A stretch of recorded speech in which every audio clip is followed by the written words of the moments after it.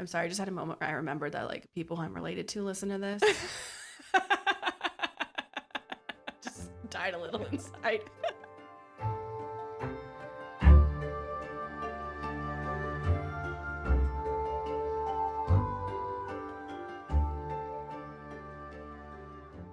Welcome to Recapping Romantasy, hot takes on hot literature. Who are we? We are me, Emma. I am Tabitha. And I am Maura. Recapping Romantasy contains mature content from fairy smut to dragon rider torture to monster genitalia. Be sure to check the episode notes for content warnings. Okay, look, we've all had a hard week. Oh my god, this week has been crazy. Yeah, and we're trying to record some mini episodes to fill in between the longer episodes, things that maybe take less amount of research. Or thought. Yeah. Mostly thought. So what we're doing this week is we've each read one different monster romance, and we kind of just left it open to what we interpret as a monster romance. And we are going to recap quickly these 3 short books for you. I saw this really cool Reddit post yesterday when I was procrastinating this and trying to find a new monster romance book to read. And they like basically did a beginner, intermediate, and advanced categories for their recs that they were doing on this post. It was very interesting. I was like, what is this? What kind of genitals can you handle? Basically, that's what it was. It was beginner was basically like how human-ish this monster is. So I would say mine's very beginner monster romance. And then it was intermediate was like kind of in between, and then advanced was like, you into tentacles? Like it was I would say mine's pretty advanced. Okay, cool. I'm ready. Oh yeah, actually yours is. Mine has not. Yours is like pro. Mine is different. Let's just put it that way. I would say maybe that's intermediate. I was gonna say, do you have enough experience online to be familiar with the tag consenticles? It's tentacle porn, but with like active, enthusiastic consent. Oh, okay. Mm-hmm. Well, at least they're consenting. Yeah, exactly. It's the only reason I read it. I have not experienced that in the wild, if you will, of the internet, I should say. Yeah, please, more detail. Thank you. I used to go to the aquarium a lot. Because I was a nanny and they had a pass. Okay. Oh God. Okay. Yeah. Right. So I'm gonna start out. This is a werewolf romance that I read. Okay. Perfect. Yes. Okay. We love it. All right. This is titled "The Alpha's Warlock" by Eliot Grayson. So we start out. Our main character, Nate Hawthorne, finds himself stumbling through the woods, recently escaped from being held prisoner by the Kimball Werewolf Pack, 2 rival werewolf packs in this like semi-rural Northern California, I believe, town somewhere on the West Coast. Perfect. Yeah. He's trying to make it into the Armitage Wolf Pack territory. The Armitages aren't exactly friends, but they grew up around each other, and he's thinking they're his best shot for this current situation he's in. The reason that they're not really friends and they got a little bit of beef is mostly from the fact that Nate's dad was a magical consultant who was really just a grifter and used to do weekly rituals to harvest Nate's power for himself. Oh, so deadbeat dad vibes. Yeah, exactly. So his dad has since died, but everyone assumes they were working together and don't realize that he was basically abusing Nate. So Nate's basically in this place where he's an extremely powerful warlock, but it's hard for him to control because he was never taught how to control it. Gotcha. So he makes it into Armitage territory and encounters Ian, the alpha brother of the current pack alpha named Matthew. Ian was the best friend of Derek, who is Nate's ex-boyfriend. Derek? That's a lot of man names. I know. I was like, whoa. Okay. All right. That's fine. Keep going. Derek is recently dead, and Ian suspects Nate of having something to do with it. Okay. But Nate is clearly injured and asked to be taken to Matthew, the pack alpha, and then passes out. Nate comes to, there's a lot of passing out in this. Perfect. It's a good way to just end a scene. It is, yeah. So Nate comes to in the pack house, still fucked up, and basically says he's there because, number one, the Kimball pack was trying to do some sort of ritual magic on him, and while he doesn't know the details as to why, it has something to do with their feud with the Armitages. And 2, the uncompleted ritual was a forced mating bond. They only managed to establish Nate's end of it before he's escaped. So basically, he needs to bond with a werewolf or his power will continue to spill into the unconnected tether of the bond and drain him to death. Oh no, what are we going to do? What will happen? So after some arguments between the Wolf brothers, Ian agrees to bond with Nate. Oh, what a good guy. Yeah. So Ian takes him to his like little unibomber cabin on the property and they mate. It's a weird first sex scene because neither of them is like super into it. Nate's pretty delirious and ill and is like, just try not to hurt me too much and get it over with. And Ian's like, I hate you so much, but I would never hurt you. How dare you? So they do it and the bond snaps into place. They end up having to do it a few more times in the next couple of days to really like lock it in. Of course. Duh. Yeah, as you would. So the next day, Ian and Nate get into an argument because they don't want Nate to be wandering around their territory because they still don't trust him. So this makes Nate panic because he can't handle the thought of anyone else taking away his power again. So he discharges a huge amount of power through the bond, hurts Ian a bit, and then passes out again. Ian calls himself the dominant mate because he did the biting and the nodding during sex. Did I mention there was nodding? You did I mean, not. I would assume. I was hoping. You didn't. You just gloss right over just that. went right over that. Didn't tell me anything. Yeah. So as a side note, nodding, just in case you don't know what it is, as defined by fanlore.org, I love this.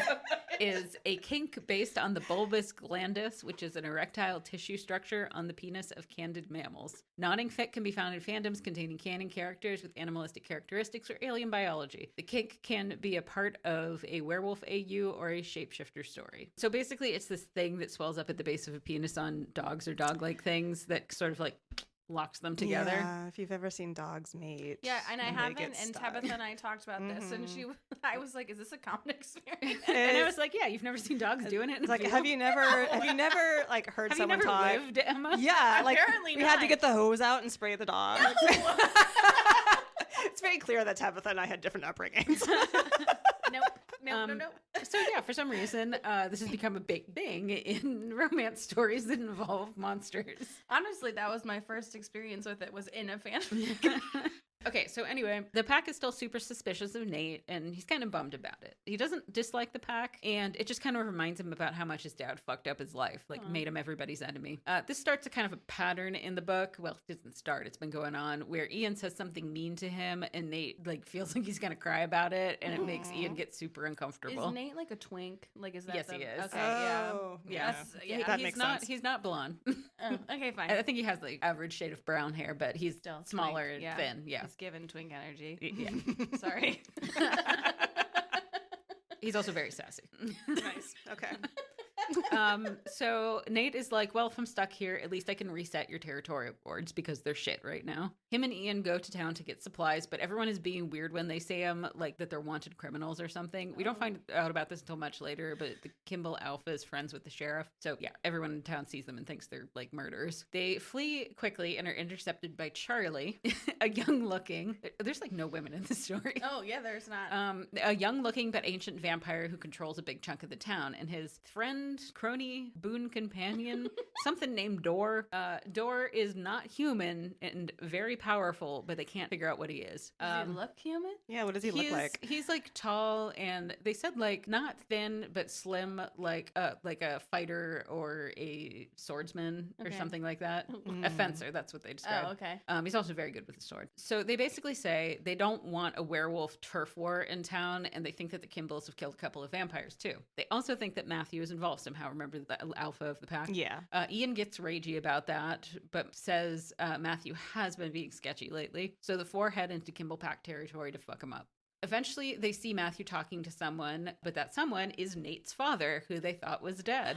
What? Oh no. Yeah. Ian gets upset and says some horrible things to Nate, accusing him of working with his dad against them the entire time. Ian is really a dick to him in this story. That's like one of the mean. ones where I'm like, I don't know if it would be coming back from this. Yeah. But Nate is basically having a panic attack from seeing his abuser again. Aw, poor baby. A bunch of werewolves attack. Dor grabs Charlie, and they bounce through a magic portal, and Nate gets knocked out again.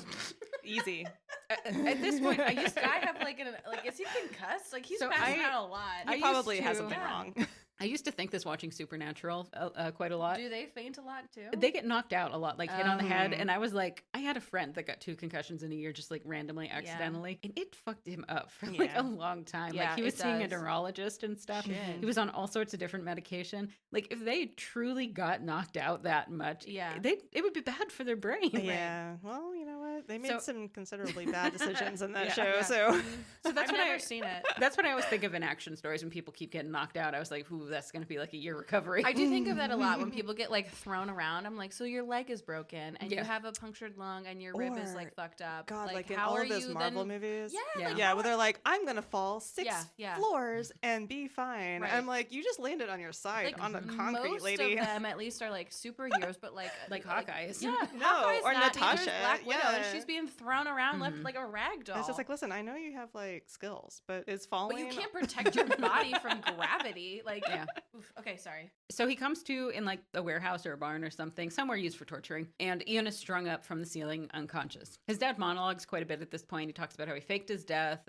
He masterminded this plan to bond Nate to one of the Kimball werewolves so that he could control him again. Oh. Yeah. So Nate says rather than kill Ian, which is what they were going to do, kill the current Bond and make him bond with somebody in the other pack, why not let Nate do the complicated magic to undo the bond and then willingly work for his dad so that it doesn't ruin his relationship with the Armitage pack. Also, he tells his dad, Ian hates me, so he'll be grateful to you. Oh, also, we find out his dad is the one that killed his ex. Dude, Derek. his dad's fucked My up. God. Yeah, his dad's a dick. So Matthew shows up totally in cahoots, but also brings reinforcements in the shape of Door, the thing that we don't know what he is. Matthew is Ian's brother. Yes, Matthew is Ian's brother. Mhm. Matthew is the pack alpha who's Yeah, acting I just weird. want to make sure I got that right in my head. So fighting ensues. They kill the shaman of the Kimball pack because it seems like every werewolf pack has like one magic user. Yeah. Sure. Just because you're a supernatural creature like a werewolf or a vampire doesn't mean you know how to do magic. Yeah. Mm-hmm. So Ian and Nate's father battle before Nate lightning blasts his dad to death through Ian. He like channels his power like through the bond and uses it through Ian to kill his dad. Whoa. Nice. At this point, Matthew starts wailing that, oh, we can't leave yet. And Door basically pokes him and knocks him out. So they go back to the Armitage pack house through the portal. They prepare and wait for the imminent Kimball attack on their territory. Mm-hmm. They tie up Matthew because he's still being weird, and the big fight starts. Charlie, the vampire, brings in some other vampires to help. Turns out that the rival pack has another shaman. What? So they're able to like do magic and they weren't prepared for that. This is some guy with long blonde hair and many magical tattoos. I only bring this up because it's relevant later. Okay. The Kimball pack leader has been transformed into some sort of super werewolf that's like 9 feet tall and like super long claws of teeth. And Door says that it's necromancy. So the big fight continues. Nate does some stuff. Ian ends up decapitating the Kimball pack leader and they take the shaman prisoner. Nate and Ian go back to the cabin and shower together. Oh, yeah. Yeah. I was waiting for some more romance in this. I'm like, this is Yeah. really action-y. For I know. I'm like on the edge of my seat.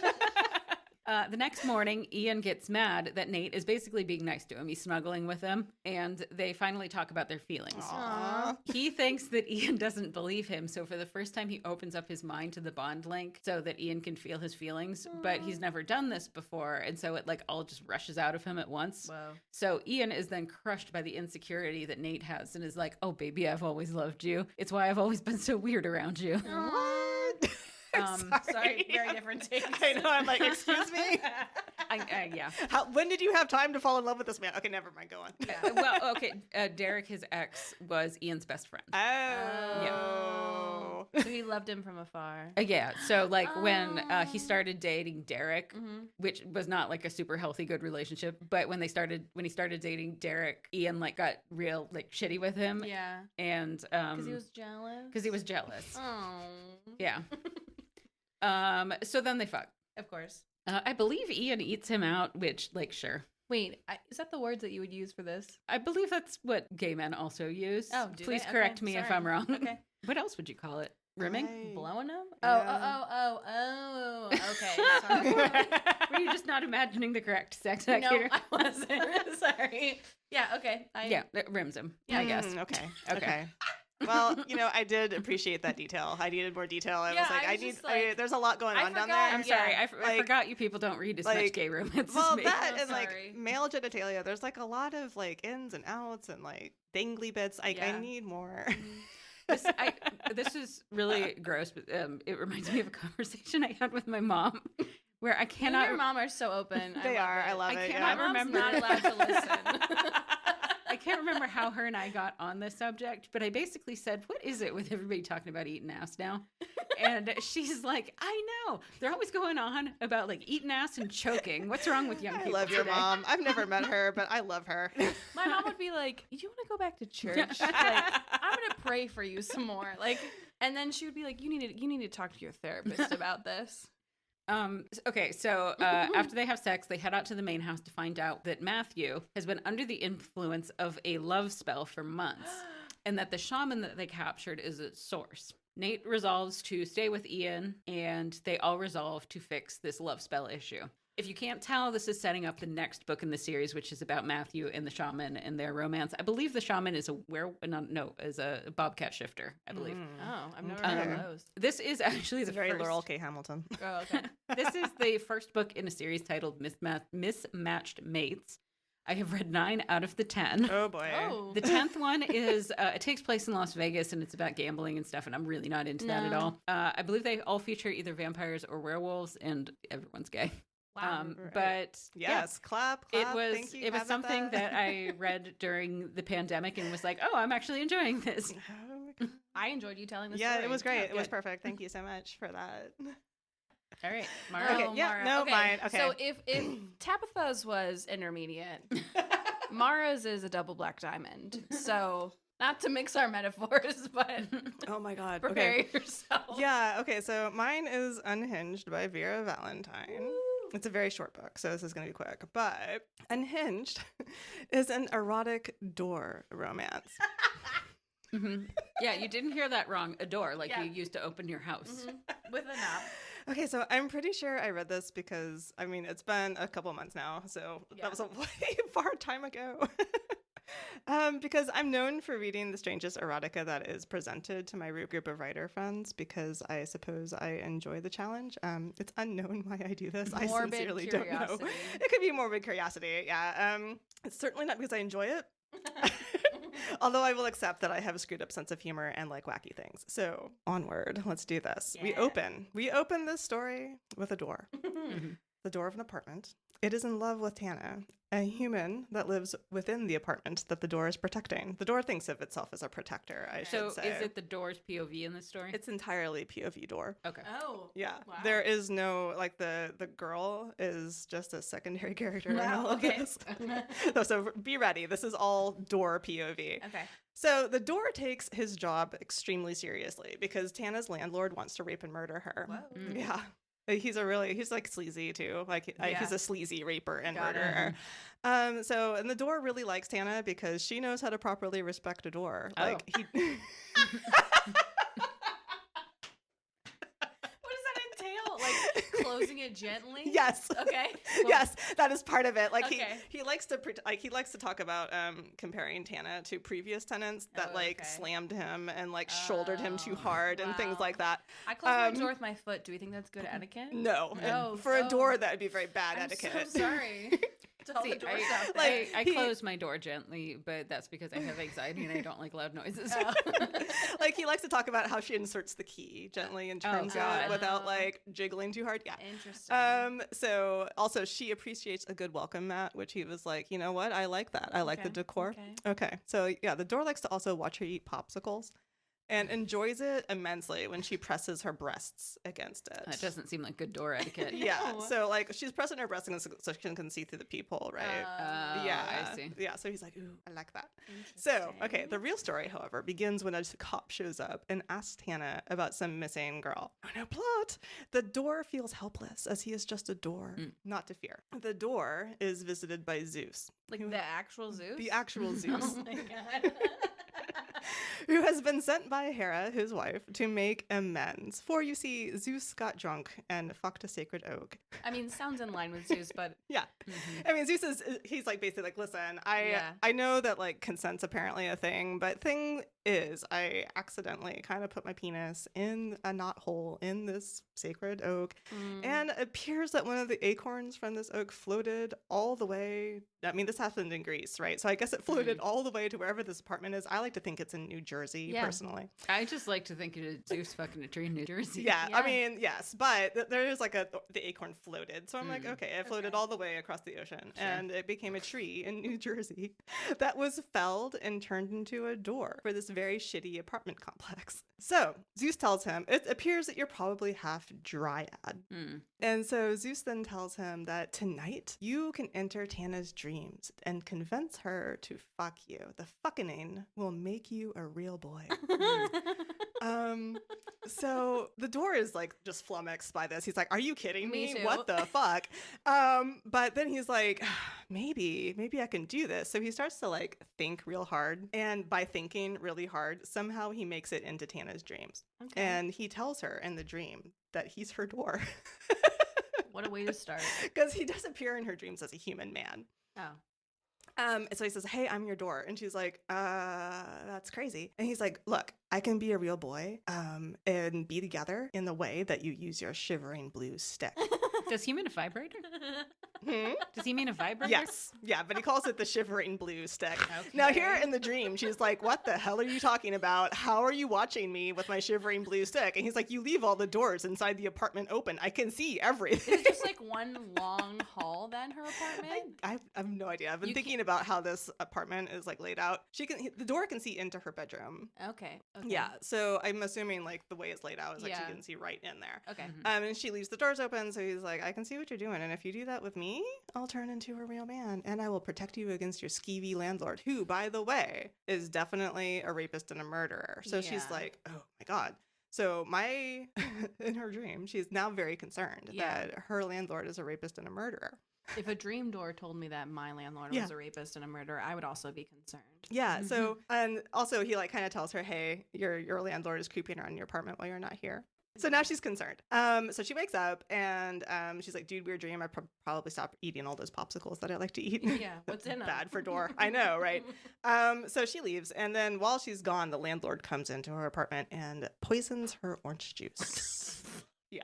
So she comes back and she doesn't know about the poisoning of the orange juice, but she's just kind of getting weirded out more by the neighbor. And she's like, not the neighbor, I'm sorry, the landlord. And so she finally is just like, okay, I'm going to do it. I'm going to have sex with the door.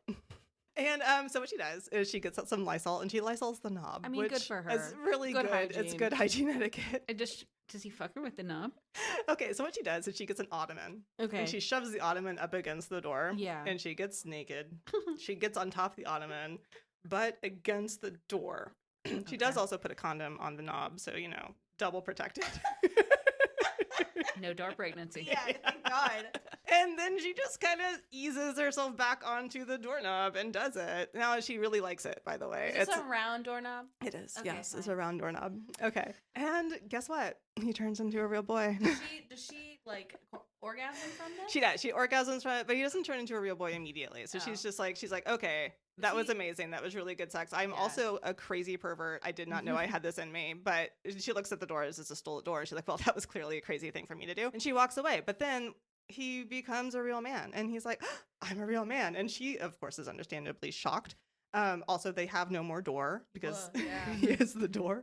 And then Tana is she's so shocked by this. She's like, it is time to get drunk. So she's like, mimosas. I'm going to make a mimosa. So she goes into the kitchen. What a weird thing to drink. What time of day is this? I can't remember what time of day it is, but in any case, she walks in there. She's like making a mimosas. And that's when the doorman basically throws himself at the orange juice she's holding because, the mimosas. Yeah, okay. So, yeah, fine. And she's like, holy shit. So he has to show her like there's sediment in the bottom of the orange juice jug. And not just like the pulp. Yeah, no, real Okay. Fine. Yeah. So they have to go buy a door now because there's no door. They do it on Instacart though, so they don't have to leave the house. Is this sponsored by Instacart? Like, what? This is Instacart guerrilla marketing.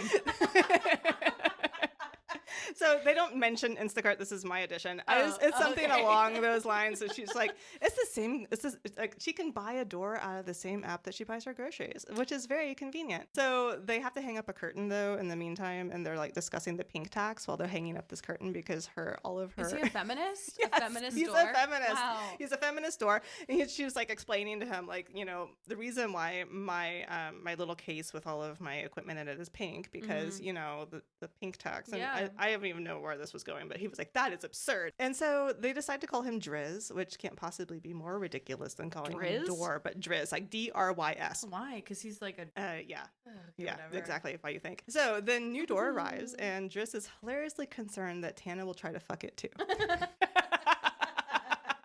my god.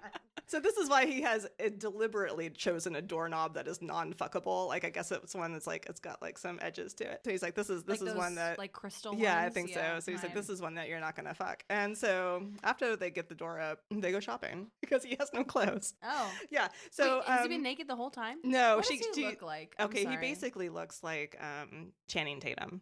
Well, duh. Oh. So I can't believe I asked. He looks like Channing Tatum. That's it. Okay. And I will get to the reason why that happens in a second. But so she gives him some tiny sweatpants and some pink glittery flip flops to wear. And this is what he wears to, I'm assuming, Target, where they go and get him some clothes. Okay.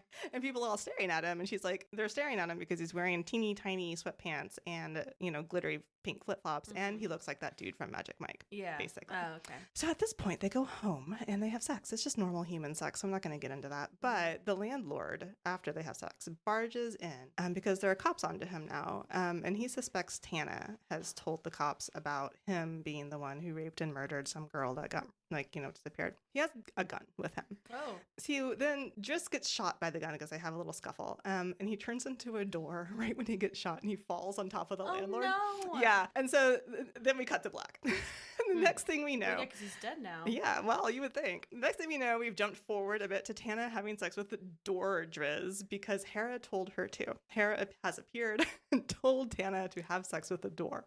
He becomes a real boy again. And Tana fills him in on everything that he's missed when he was a door. And he was in evidence, apparently, for a while. Does he have a bullet hole in him? Yeah.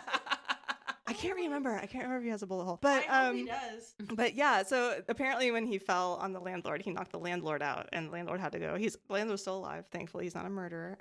Wait, the landlord's not a murderer?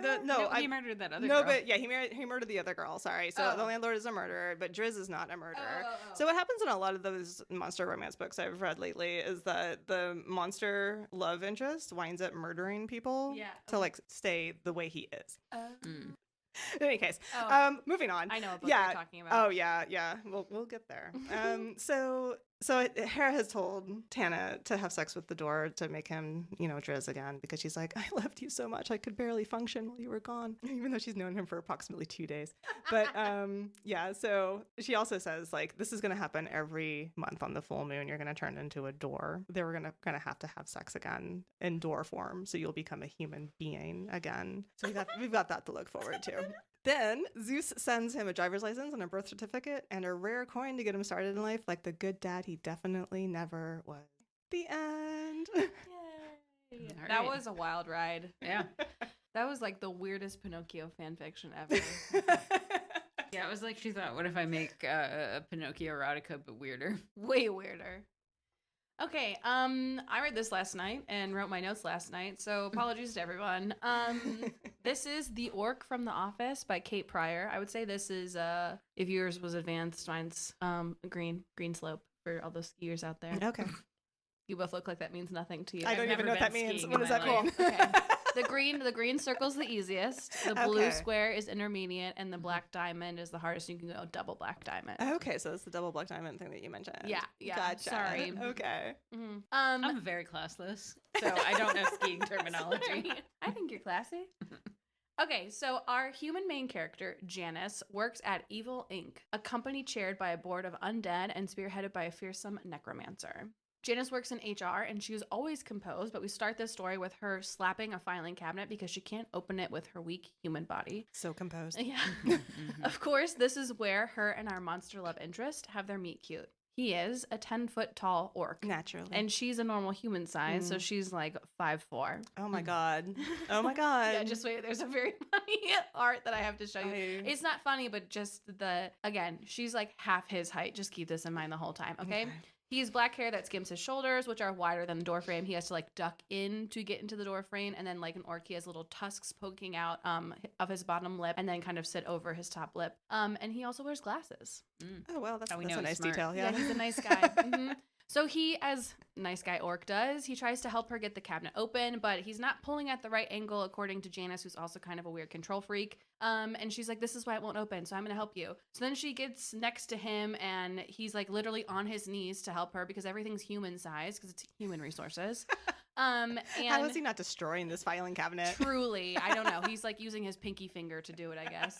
So she tries to help him pull at the right angle while he's also pulling, and then their combined strength pulls the filing cabinet open. And while she does this, she accidentally elbows him in the nose, and he's like, "That was nothing. I'm fine. Don't worry about it." But a little bit of green orc blood trickles out of his nose. And again, she's like, "Oh my God, I'm so sorry. I have so many forms to fill up. Whoa." And he's like, No, don't worry about it. It's all fine." But it's not. So, oh no, what could possibly happen? What could possibly happen? Well, let me tell you. So she's like, I'm going to go get you some paper towels. But actually, I feel like I might throw up. I'm feeling very hot right now. Feeling a little sweaty, feeling a little weak. So she runs to the bathroom. And then when she comes back to her desk, this orc is gone. She goes to her office and she's like, "Wow, that was weird. I don't know why I felt that way." He shows up too. And she's like, "Oh, I'm sorry, I broke your glasses. Oh, under those glasses, you look so hot." Oh no. What? So the hot orc's name is Kent. Oh no. Khent. I'm just gonna say Kent the whole time. He works in IT, and that explains why Janice has never seen him before. But it also doesn't explain why her nipples are hard just from being in his presence. And naturally. Yeah. Nice Kent seems affected by this weirdness too, because he's panting so hard that one of the buttons of his shirts pops off. And Janice, being the nice HR person, tries to help him safety pin his shirt back together. But in doing so, she accidentally touches his bare skin and then finds that she can't stop. Oh no. Okay. So like, this is the downfall of being an HR employee, trying too hard. So she's like, rubbing up on him, and then she remembers her self-control just enough to step away. And then she ends up losing it again, and she starts to finger herself in his presence. Jesus. She's the worst at human resources. I know. And then he ends up losing his self-control and kneels down to help her. And by help her, I mean eat her out until she comes on her desk. Whoa, what? Wow. That was fast. Yeah. Like, even my weird door romance took a little bit of time. Nope, we are going right into it. So after she orgasms, she's like, thanks, but see you never. And he's like, no, you got to come to Monster Resources with me. Mm-hmm. Yeah.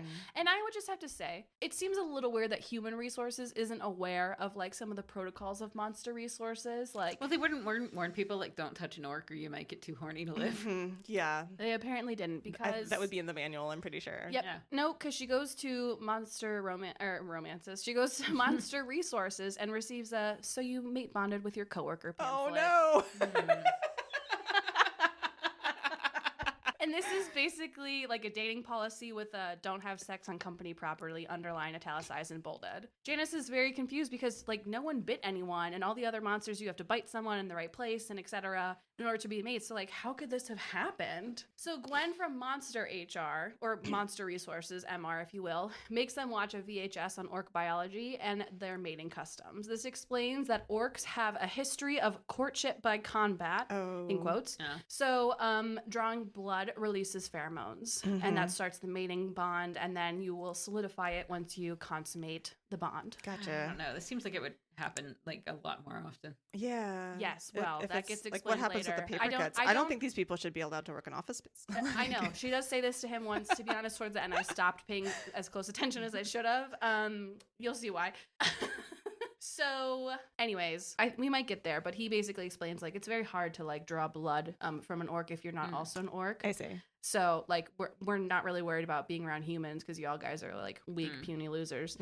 So again, Janice is like, but like we haven't fucked, so it's fine. We can get an annulment if we want, according to Gwen from MR. And Janice has to take some anti-aphrodisiacs for a few weeks, and it'll all be fine. So they're both on meds the next day, and Janice is pleased to know that she'll never see Kent again because he works in IT. He's always at his office, emailing people, whatever the hell people in IT do. It's a mystery. Yeah. So she's at her desk doing HR stuff, whatever they do, and she receives this very nice email apology from him. She responds and they start emailing back and forth, and oh no, he's funny, he's kind, and he's hot. What is she gonna do? So she closes her inbox. And then she decides to do some research on her work computer about blood fevers, which is what they call this kind of like start of the orc mating bond. She stumbles on a video titled When Blood Fever Hits, thinks that it's just another orc culture documentary, and watches two orcs go at it. Wow. Then she gets a little ping on her computer, opens up her inbox, and finds an email from Kent from IT telling her that an inappropriate website was open on her work device, so she needs to come down and fill out a report and get her laptop scanned for malware. Okay. Yeah, that's how that works. So basically she was on orchub.com on her work computer. And apparently they don't have it blocked for some reason. Yeah, that's amazing. So she makes her way down, and she decides to take the stairs for some reason. And she ends up eavesdropping on Kent talking to his mom about the bond. His mom's like, maybe she'll come around to it. And he's like, humans don't understand. Like, listen, it's fine. And she's like, but having a mate is so special. So Janice starts to feel like, maybe I should care about this more than I do. But Kent tells her that if she passes this fishing course, he won't tell anyone about her research because she doesn't tell him that she was eavesdropping. She then asks him, like, you got any video recs? And he misunderstands and doesn't send her some. The next day, they go to this training, and for some reason, the training doesn't take place virtually, even though it's like computer training. So they're in this conference room together, and he's providing the training for her, and like nothing fun happens. So this is just literally computer training. Yeah, it's really boring. Yeah, and she's fucking dumb. Like at one point. Oh, God. At one point, he's like, what happens if you click on a link and it takes you to a malware site? What are you going to do? And the options are like, A, close the window and like email IT. B, like throw your computer at the wall. And like C, turn off your computer. And she's like, obviously, I'd turn off my computer. And he's like, I mean, no. Like, no, what if you have window? Like, no. And she's like, she's stupid. If you haven't got that already. Yeah. Okay. Yeah. So Janice then is like, I can't be in his presence. Like, it's too much for me. It's too hot for me. So she's going to work from home, but she ends up doing research in quotes the whole time. So she's like, that's not professional. I should go to work. So back at work, she's like, I kind of want to see Kent again. So she accidentally, purposefully fries her laptop in order to see him. She calls him on the phone and he's like, turn your computer on and off again. And she's like, no, you have to do more. And while they're waiting for her computer to reboot, they talk and bond. And Janice tells him about her shitty ex that like they worked in the same place. And he was like, you're obviously sleeping with the boss in order to get ahead. And then like tells the whole company about it and gossips. And it's like just bad and messy and rude. So anyways, but her and Kent get to know each other better. It's fine. And she's like, you seem not to be affected by this like blood fever as much as me. Like, what's going on? And he's like, oh, I've been going to this like holistic like orc place it's really been helping me. I have like a BOGO coupon if you want to go. So she's like, okay. So after work that day, they go to an orc spa together. That's adorable.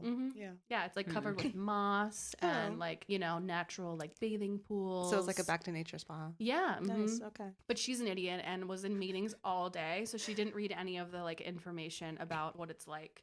So their steam rooms are next to each other again because she has no idea what's taking place here. She opens the door to his steam room while he's getting undressed and sees the schlong that he's packing. Again, he's 10 feet tall. I don't even want to think about what that me would neither. involve. So he's like, oh, I'll help you out. He's got a towel on now, helps her put the sauna together, and then he puts this like weird oil incense like in the sauna and it helps relax her. It seems to be this like weird like orc essential oil that will cure everything but also is used in the mating bond rituals. It makes her feel warm and like comforted, like a hug, if you will. Okay. So even though she's like breathing in this essential oil, like lavender steam, she just can't seem to relax. So they go to the bathing spring, and they're both in there naked. And he's like, I'll help you relax, baby. And so he's like, I'm gonna be a nice guy and just kind of like rub her back for her, like a little platonic rubbing. And then they talk about the mate bond, and he's like, it's really special, and, let's bond and talk about what love means to us. And he's like, love to me is like, not like I complete you, but you have a person who's there for you. And she's like, I don't know, man, fuck love. My ex was awful. So anyways, but during this whole conversation, he's rubbing her back, like, just like a sweet guy. And she gets feverish. She's feeling hot. The massaging gets spicier. And she's like, you know, we probably shouldn't, but like, just the tip. I kid you not. That's like a line that happens. So of course they start fucking for real. But he's like whispering sweet things in her ear, like, you know, I'll be there for you, baby. Like, I'll be your only one, because he's like you're like the love of my life, even though you just like elbowed me in the nose. Forgot about this line. While they're in the middle of fucking, she thinks to herself, I wonder distantly if my health insurance covers being eviscerated by orc cock. I've been staring at that clip for like I mean, probably a couple not. minutes. I have to assume not. This world, the whole time I was just thinking, like, you know, for a world that seems fine with like magical creatures, it feels very built for humans. Like, what happened in here where we just kind of like, I mean, I guess y'all exist. So I'll talk about it at the end, but I actually read the first book in the series. You did? Oh my god. Oh yeah, because it's oh my god, I can't wait. Okay. So he comes in her, but it's cool because she's on birth control. But also, like, it's not cool for whoever has to clean that bath. Is this one of those things where that's there's fluid disgusting. everywhere? Like, just No, tons thank and God. tons. No, Thank no. God. I mean, Okay, they good. talk about in that. I mean, she does like watch that one video when the blood fever takes over, or whatever the hell it was called, the porn, orc porn. That there was like a lot of cum that gets sprayed everywhere, but that was it. I mean, you have to assume there's kind of like a large amount for someone who's 10 feet I tall. would think, yeah. If I things mean, are just- proportional. yeah. So I'm sorry, I just had a moment where I remembered that like people I'm related to listen to this. Just died a little inside. Anyways, after they had their magical fucking in that bath, she's like, you know, maybe I can be Kent's person too. Oh my god. I have to show you this picture. So the cover is like very realistic. It's like very realistic. let me like it's a Photoshop of real people. Oh my god. Yeah. Okay, so Wait, are you showing them? Yeah. So Yeah. so the cover, I should have started with this, honestly. The cover is they're in an elevator. The elevator is like way too tall because again, it's like maybe 9 feet tall. She's so small. She's so small. She like comes up like her chin like starts at his belt line. Okay. And he's ginormous. His head like isn't even shown because again, the world is for some reason not built for monsters. you know, it's a pretty good cover though. It is, but Yeah, I've seen worse. there is this piece of art in it where it's them in it's them in the bath, and it's just a little too. Oh man, that's unnecessary. Yeah. Also, look, Yeah. look. Yeah. If he had green blood, Yeah. his dick would not be flushed pink like that. I know. Listen, Is this something that comes up in Star Trek fan fiction because Spock has green blood? Yeah, it's like a little brown, but I just like hate that her body's so small. Just like looks so like yeah, this is where the size kink it makes kinda me gets weird feel for me. gross. Mhm. Yeah. So I ignored that photo and continued to read. So after they fuck in this bath, her and Kent start dating, and at one point they're like about to leave for work, and so he has to kneel down to kiss her, and I'm just like, so then they're at work and they fuck in this office elevator, and Janice realizes that there's a camera in there after they fuck, and she freaks out because we have to add more tension in the last 20 pages of this book. We couldn't just like let it be happy Yeah, ever they're gonna after. do the breakup. Oh, So, no. so yes, Tabitha is right. Janice decides she needs to protect herself from what happened with her ex ever happening again, which is like she has to like leave jobs and start over and whatever bullshit. Like, girl, work is not everything. So even though Kent said he'd go to security and delete the video under the guise of like giving security IT updates, she breaks up with him. That's not. I know. You both decided to fuck in the elevator. Yeah. He's offering to fix it for you. My Yeah. God. He's an IT guy. He Yeah. can just do it like that. It's Yep. not a big deal. So yeah, this is all from her POV. So she goes through some inner turmoil and then realized that like she was crazy to break up with him. She wants to get back together, but he won't take her back now. She's As- so mean. Well, yeah. Uh-huh. So the next day, her computer is for real broken, not like her purposely breaking it. So Man, she her calls. computer's shit. Well, she's an idiot. Like she's so dumb. It's probably got so Okay, many let viral me things tell on you it. what actually happened. So she's trying to like get into the admin side of this like basically like Paycom type Okay. like system, and she can't. And so she calls IT, and Kent picks up, and she's like, "Hey, I'm sorry to bother you. I can't get into this." And he's like, "Oh, you have to use your Evil Inc. address." And Oh my she's like, God. "What are you talking about?" And he's like, "Your email address." And she's like, "What?" And he's like, "You're like at evilinc.com. Like that's what you're supposed to use." And she's like, "Oh my God, I feel so stupid." I'm like, "Yeah, like my dad knows how to use a computer better than you do. Like my Wow, grandma no. does." And she went to Apple to get her Facebook account fixed. Like She's a sweet lady, but man, technology is just over her head. So anyways, she's like, I'm really sorry about all this. And Kent's like nice to her. And he's like, I already actually deleted the sex tape video from the elevator. And she's like, oh, there's something, there's something I want to tell you. And then she can't because the fire alarm goes off. And she's like so freaked out that the fire alarm is going off that she like blacks out and is still sitting at her desk. Jesus. And then like, boom, door flies open and it's Kent with like a shirt over his face coming through the fire to get her. And then he like slings her over his shoulder and scales down the 6th floor of this building, King Kong style. Wow. And while this is happening, she's like, then kind of like spider monkeying to his front as he's free climbing this building. And, just the way that they're placed, like things are rubbing up against each other and they're like talking as they're scaling the building. And she's like, I think I love you. And he's like, I've always loved you, babe. Do we do it on this building? And she's like, I gotta be at roll call for the fire alarm. Like they're gonna think that I'm missing. And he's like, don't, it's fine. It's okay. So they like have sex on this ledge of the building. And while they're like, should we do it? A type moment, they're like, she's like, oh, and then pulls the essential oil from like the ritual, like the ritual essential oil from the spot out of her pocket. Naturally. And then to like it's oh my God.